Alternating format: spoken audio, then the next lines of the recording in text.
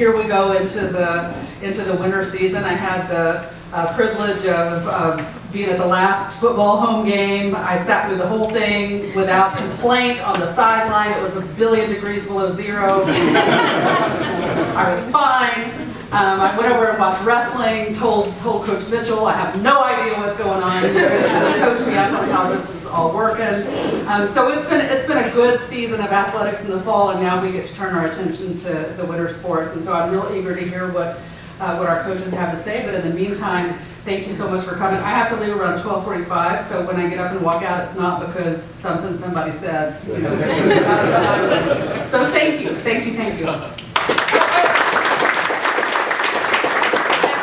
Remiss not to thank T-Box for their support of this event. Thank you for the delicious food.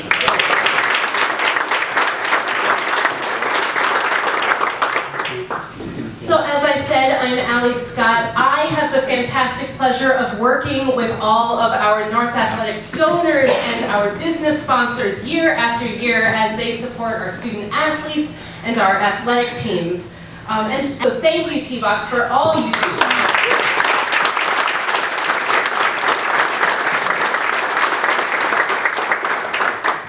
It has been a fantastic fall at Luther College, and particularly for Norse Athletics. We most recently are coming off, besides, a football win and all sorts of fantastic things, we are also coming off a great One Team Day a few weeks ago, where over almost 1,200 donors from all over this country came together and raised over $312,000 for our student athletes in a single day.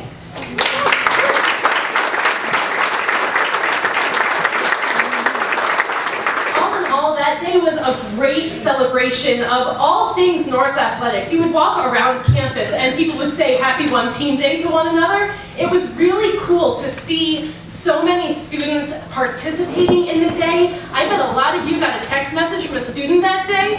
They had some really fun conversations with past members of the baseball team or the past members of the football team. One of our students that was there got to talk to her dad's teammates back in the day from the cross-country team 30 years ago. It was a really fun day where athletes from across generations were connecting with each other and celebrating together everything that Norse Athletics does for our students, for our school, and for this community, and from when they are in school and as they move on. So thank you for all that you do for Norse Athletics. Let's see here. You didn't actually come to hear from me, so I'm going to stop talking and introduce... We couldn't be remiss without showing you some pretty pictures today. So I'm going to invite Adam Carpenter to come up with me. I introduced him at our fall luncheon, but on August 9th, the day that he started, the SRC looked like this. Which is what you remember it looking from the last 40 years. And hopefully, when we were presenting this at a staff meeting, we threw this up, and there was a lot of people who had been down there a long time, but this was the new version. But I know this group knows better. And so, Allie, if you want to show the next screen, if you would come in to our building, and I hope that you do, this is what it looks like as of today. And actually, today, we actually have polls for tennis standards going across, which has happened over the last 48 hours. And so I'm just going to hand it off to Adam if you want to talk really quick about the timeline of between August 9th, your first day of work, and what it looks like today. So yeah, we've, as you can see, we have been busy in there. In about 6 weeks, we had Biden come in and completely renovate what that space looks like for us. Just from a competitive standpoint, it's an awesome product. It's a lot different than obviously what was in there in the past. So it's a rubber composite surface designed to not only help elevate our track and field teams inside, but also our tennis teams. We are actually going to be hosting indoor tournaments now, something we couldn't do in the past. As for our track, again, added lanes so that our track meets now are right at the top. People are going to want to come and attend our events. It's going to draw in not only for college, but we're now hosting several high school events as well. So it expands our reach both as an athletic department, but also as a school in general, that we're going to get more people who are going to come in here and remember what Luther's all about. So we're really excited to get the finishing touches. Graphics are going up here in a couple weeks. Video board starts going up next week. But yeah, right now we're ready to start playing games in there. So we're excited to have everyone come in and take a test run on it. And I couldn't be remiss without thanking the development team and the donor support, and we were able to put out, Kelsey wrote her first release last Tuesday, calling this the Robert and Ann Maisland Sports and Recreation Center.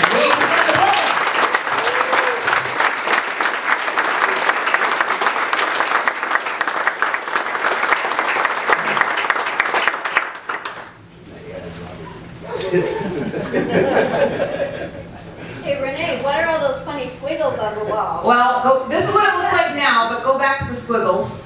We'll call these. So what you're seeing there, I think from the first, when you first see it, I think you're just going to see a nice modern design that I think our student athletes are really going to enjoy. I think it's going to be great for recruit visits and tours. But if you get up real close, you're going to be able to see, if you want to go back to Allie one more, you're going to be able to see the topography of the valley. And so if you go back one more, I think, Allie, you're going to be able to see some of the lines around campus, and I think go back one more. That's perfect. Oh, dang.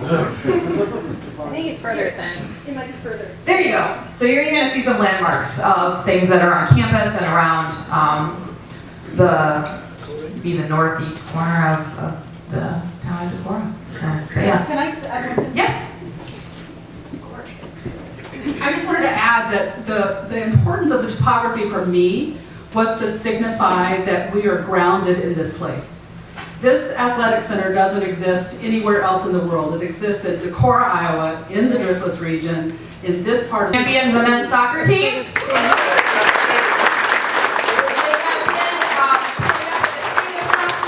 It was maybe 17 degrees. I know some of our southern guys, man, probably had a little trouble with that snow, but they played well, and they represented us well. And then another highlight that I'd like to make is our women's tennis program won their 4th straight American Rivers Conference title this fall.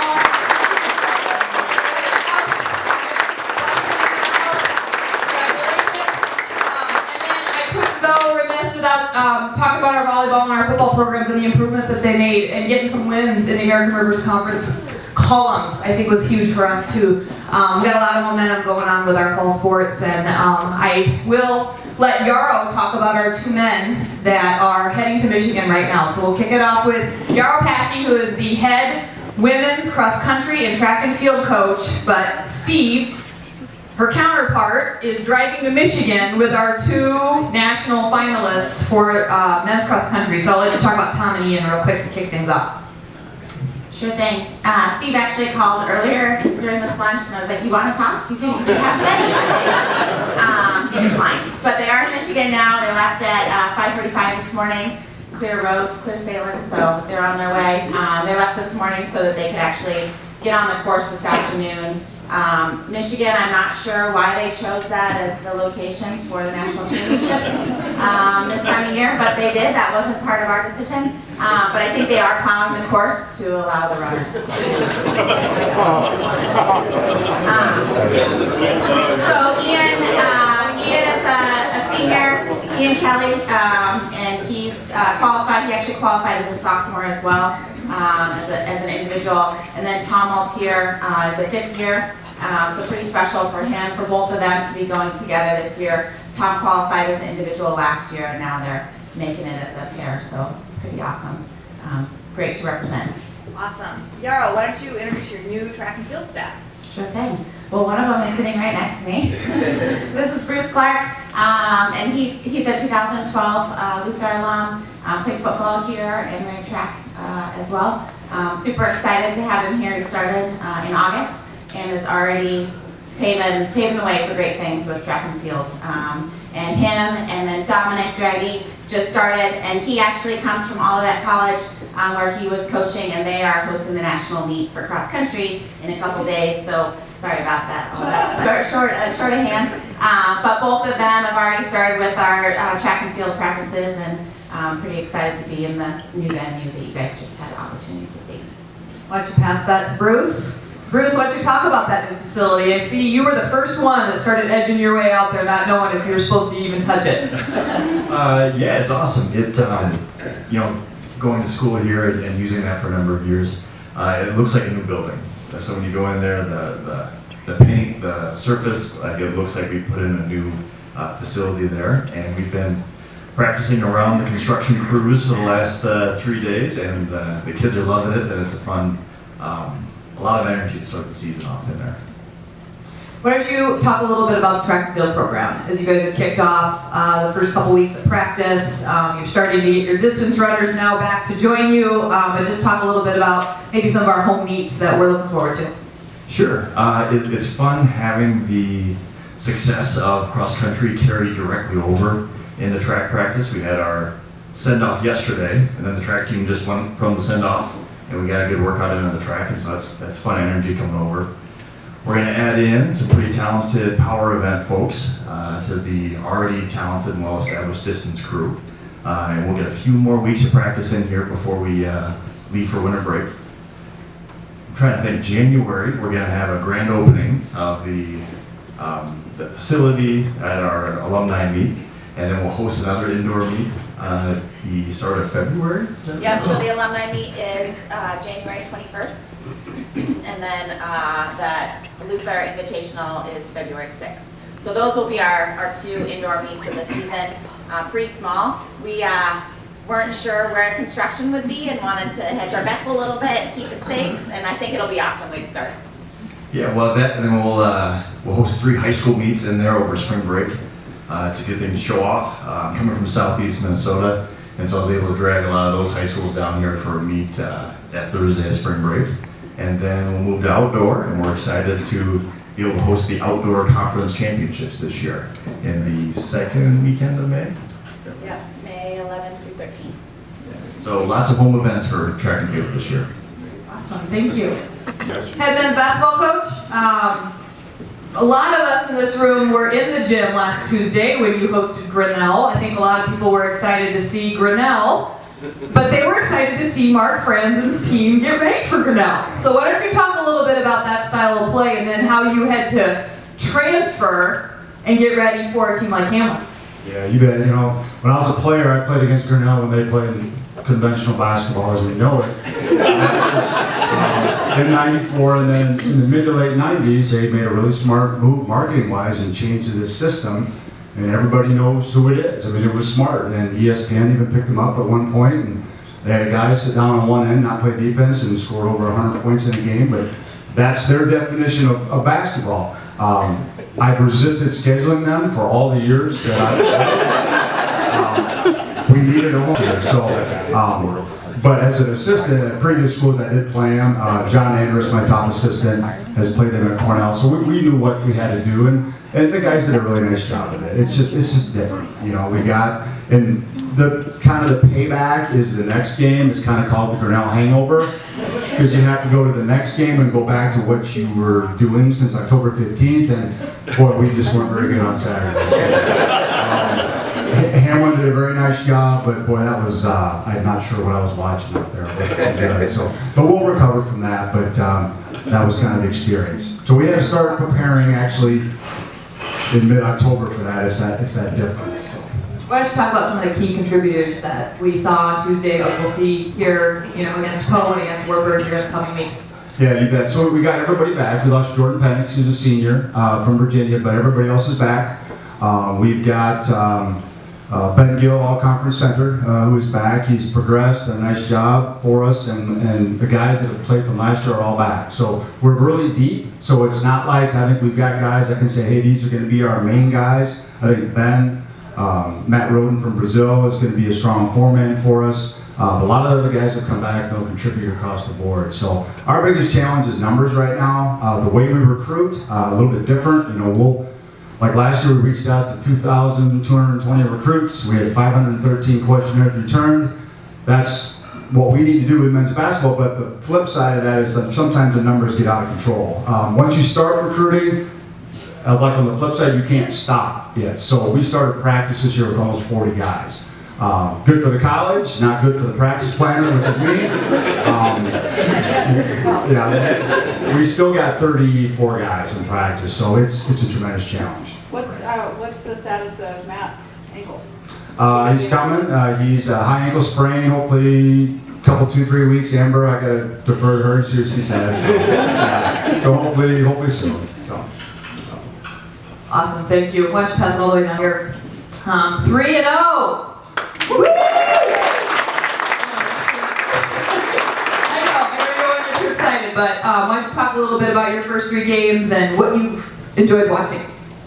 Yeah, well, first of all, I want to introduce my assistant coaches. They're in their second year. I've got Nicole Mulford, played for me during the 14-15, 15-16 season, and then Allison Shearer, who's also works on campus as the housing coordinator position. So, very, very, very fortunate to have them in their second year. I took a little time off in the fall, and they kind of ran the show, and when I came back, things were looking good. So, I'm not sure I can take credit for everything that happened as to where we're at right now, but giving a lot more credit to our players. So right now we've got Lizzie Calls as a senior, and she has been a phenomenal leader for us, and I think that is a huge part to why we were seeing some success early on in the season. She got our kids prepared, our young ones coming in, and when I showed up on the first day of practice, they were ready for me, probably more than I was ready for them. But I think that they're more experienced this year. We played with a lot of freshmen last year who are now sophomores and had to grow up really, really quick. And close games that we lost last season, we're finding a way to win right now. So. Talk about Jordan Ruby, ARC Career. Yes. Jordan Ruby, a junior for us, has started since her freshman year. It's the first ARC award recognition that we've had since prior to COVID, which is nice, trying to get a little more respect in the conference, and we'll see where that goes from here. I want you to talk a little bit about Grace in the last 2 minutes of that last game. Talk about someone who's compelled to have her team win. Yeah, Grace Prokash, she's another senior for us. She comes off the bench and just brings like the energy that we need. Everybody needs that next person off the bench, that sixth man who's going to just do what it takes. And we were struggling at the end of the game, and you could see in her eyes like she was not going to lose that game. We see that in practice sometimes, which gets a little scary. It kind of clears when she decides she's going to go in. But yeah, just again, the two seniors that we have, they've really weathered a couple years that have been a struggle for us, and they're ready to make something happen this year. Awesome. So we have something to look forward to here. You are taking a team where? Well, I worked for a coach who when she wanted to go someplace, she made it happen. And I hope to carry that over in our program. But we are heading to Hawaii in December with our team. I never went. I have a plane ticket. So we're excited. Our international trip in 2020 to Italy was canceled, so we've been sitting on waiting for this next big trip. And like I said, this has just been a group that has gone through a lot of struggles over the last couple of years, and this was the year to do something, and I think everything's just clicking to make that happen. So Hawaii, right the day after finals, until right before Christmas. You can pass the mic to someone who might be on that. Different airplane. Same place. Let's talk about Coach Aaron Sanders, head men's and women's swimming and diving coach, has had 5 crazy busy weekends in a row, and then leading up to your trip to Hawaii. Yeah, 3rd weekend of the year, earliest we've ever started competition, and we've had to meet every single weekend since, which is brutal on the athletes. I think their professors are starting to get a little tired. Even Jack Bell was saying the other day after coming off soccer season, man, my professor said I've been never in class all week, coach. And it's like, yep, it's true. That's what winning looks like. So,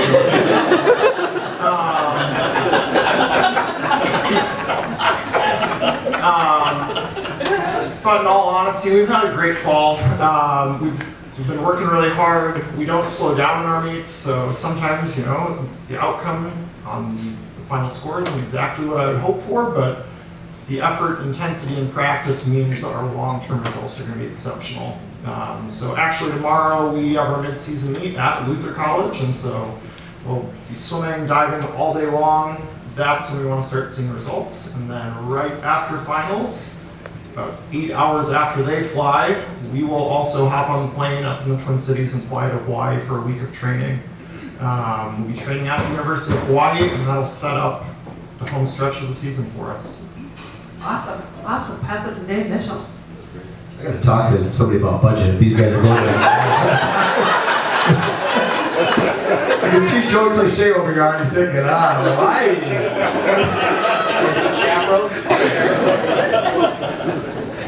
Remember the day that we thought the SRC wasn't going to be done, and Adam and I brought Dave in, and we sat him down, and we said, where would we host the Luther Open if we don't have the SRC? And he looked at us, and he said, it's going to get done. It's going to get done. It's got to get done. And it was done 30 hours prior to our largest Luther Open we've ever hosted on the campus of Luther College. So why don't you talk a little bit about the prep work leading into that, the number of volunteers from the Decorah community, and then how we did that day. Yeah, it was awesome, and you're right, and thanks to Adam, and thanks to you, and thanks to the college, our facility crew, to really push that through, to get it done in time, because I don't know what we would have done. We couldn't have done it in Decorah, that's for sure. We would have to try to go somewhere else. And so it was amazing, it was great, and it was big.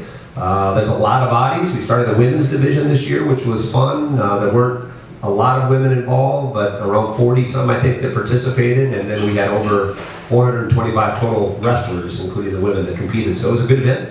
Iowa sent a few guys up. They had a varsity dual meet, so they didn't bring their whole team, but they had some good ones there. And then Iowa State sent some of their young people up as well. And we were also well. We've got a good young team, and we had some good wins. Our freshman 25-pounder beat an Iowa State kid that's a two-time state champ coming out of Iowa, and our kids out of Illinois placed fourth. Our heavyweight, now in 2 weeks, has beat 2 All-Americans. The week before at the Pointer Open, he beat an All-American Division III from our regional from North Central, who was ranked 4th in the country, and he beat him. And then at the Luther Open, he beat a kid from Upper Iowa, who was 3rd in the country in Division II a couple years ago, and he won that match. So we're excited about that. And we had a lot of really good performances overall. Donovan Core looked good again as well. So, and we're going to Nashville. Why don't you talk a little bit about that trip? You get to go somewhere. We do, yeah, Nashville's great. It is great, I love Nashville. So yeah, when finals are done, we leave on Thursday morning after everybody's done with their finals, and we take off and we get on a charter bus, and it will be completely filled. We have a big roster this year, and so with our managers and coaches, we'll have 56 bodies on a 56 passenger bus. Coach Billy will not be able to bring a cooler and set it beside him. We'll have to have a partner beside him instead. Usually bring snacks and foods on the cooler, so we won't have that. And we'll stop in St. Louis. We have an alum that coaches at Fort Zumwalt North on the north side of St. Louis, and we work out at the high school there, which is great. Their team came to our camp last summer, so we made a nice connection there. And then we'll drive the rest of the way to Nashville on Thursday night. Friday we'll work out. Saturday is an all-day event. And again, it's the biggest event we've had in Nashville. So we have 16 teams. Actually, I accidentally let 18 in, but luckily 2 backed out. So we're down to 16. And we go to the largest high school, public high school in Nashville. It's called McGattick High School. President Obama spoke there a few years ago. It's, you know, there's kind of the haves and the have-nots a lot of times. I think from my feeling in Nashville, the private schools seem like they have a lot more money. And so this is a big school, but it's, you know, it's a little dirtier, a little rougher, but it's a great place, and the coach is very enthusiastic about having us down there, and they do an awesome job. So it'll be a fun trip for us. Awesome. Well, I'm going to pass the mic. So where are my questions? We got about 8 minutes. Questions from the crowd. You don't want me to pick on you either. Got a question? Oh, Steve's got one. Right in the front. Did you ever consider having your meet outdoors like in Ohio? Adam brought it up. He brought it up, and we didn't have any options, but you'd have to have a good day, and it was not a good day. It was not a good day. It was cold.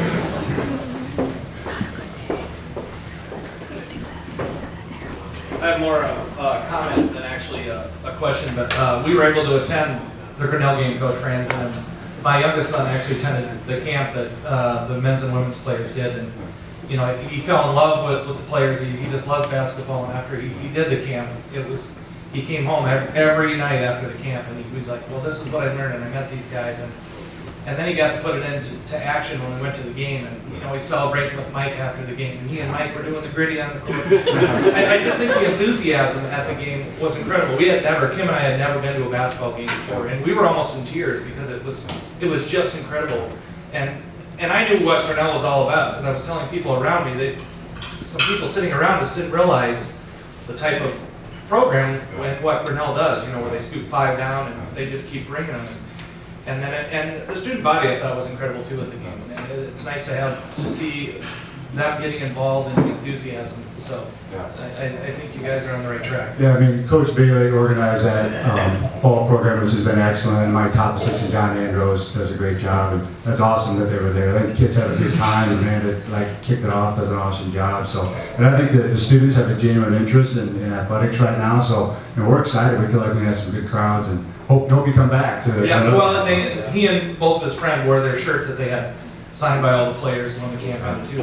And Kim and I are real proud, but this is our first time, our go-around of being supporters of the programs up there too, so it's exciting.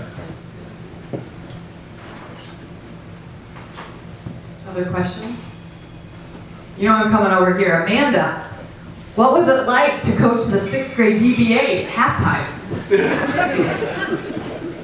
Our 6th grade girls had to play at halftime of the women's opener on Tuesday, and I think they had 6 minutes, and they were tired, but they had a great time. It was a lot of fun to sit together and watch the first half. To have them see what I'm trying to teach them. It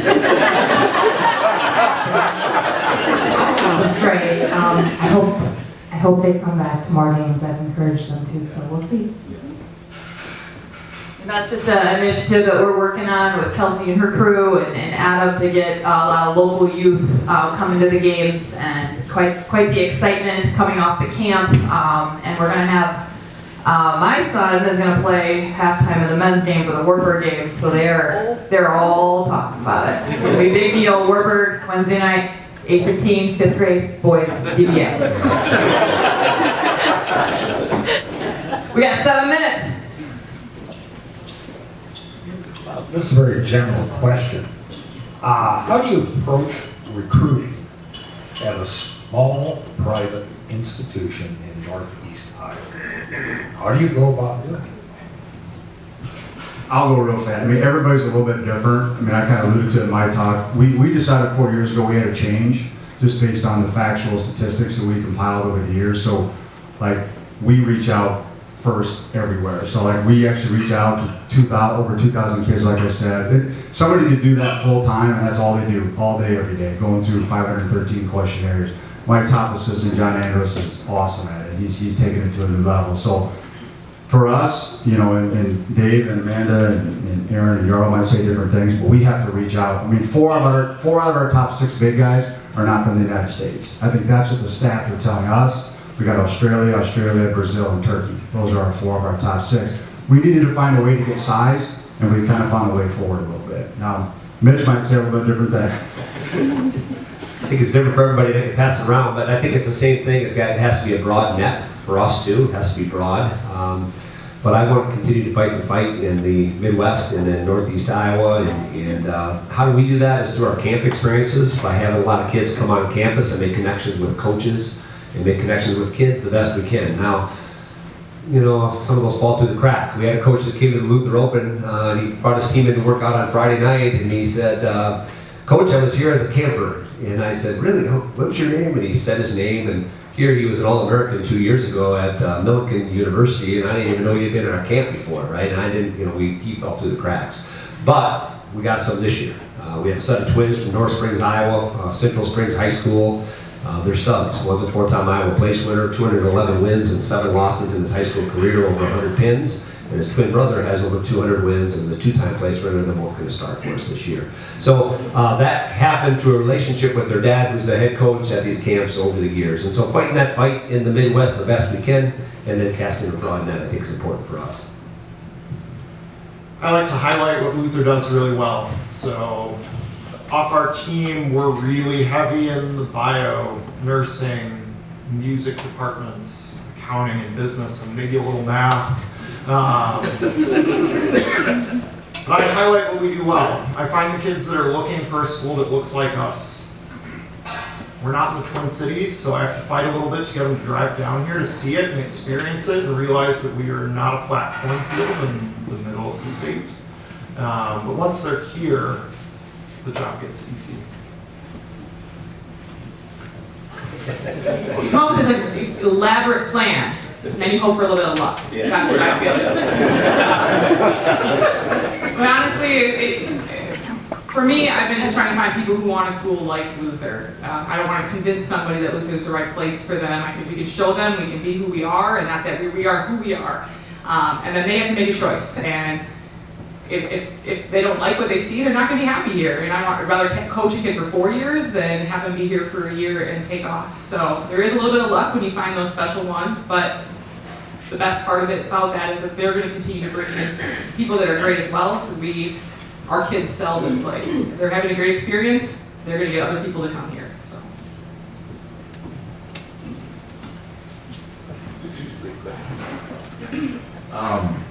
This is actually fun for me because this is my first time ever recruiting, and I've been picking the brains of about every department. And it's fun to see how each department approaches things from a slightly different angle, and they have an angle that works really well for them. For us, we are, Dominic and I have been hitting the track and field recruiting hard.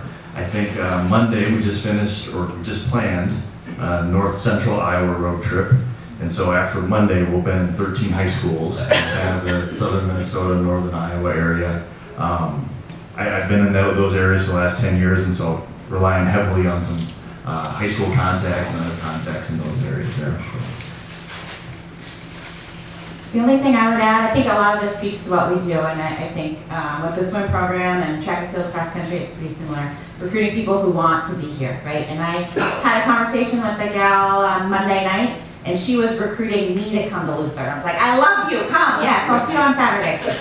So it's pretty awesome to be around some young folks who are excited about their future and see opportunity. And my expression is, how can I support you in making that happen? Whether that's running-wise or academically or just the future you see for yourself, and being able to build that relationship and connect with them is a really important part. Okay, well, I think our time has come to an end. I want to respect the hour that you guys give us, but I want to thank our coaches for being here today. I want to thank the development team for all of you guys for putting this together. This is well run, and this is probably one of the best NAA luncheons that I can even remember. Not just with the attendance, but the T-Box hosting and the variety of people that are in the room. We're all excited to have every one of you in the seats, and we're excited to see you at some winter events as we go. And so Dave's got one more thing. I do. The trainers and our new connection with Winnebago Medical Center and our staff over here are off to, from my perspective as a coach, a great start. I want to thank the people who helped make that transition smooth. I want to give a shout out to our trainer, McKinley Littlegraven over there, who's doing great as well.